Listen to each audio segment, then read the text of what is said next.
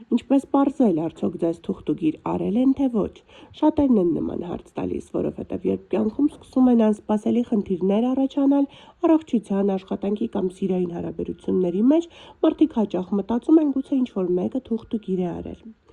Այս թեմայի շուրջ խոսել ենք տարիներ շարունակ լավագույն պայծառատես դարձած Անի Գրիգորյանի հետ։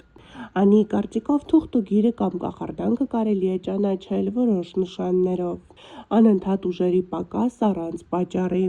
քնի խանգարում, գիշերային մղձավանջներ կամ տագնապ, տանը բորբոս, ծանր էներգիա կամ անբացատրելի ձայներ, անբացատրելի հիվանդություններ, որոնք բժշկությունն ամբողջությամբ չի բացատրում, նմանատիպ խնդիրների կրկնություն, անգամ երբ ամեն ինչ ճիշտ ես անում, սառնություն կամ մշտական վեճեր ընտանիքի անդամների միջև,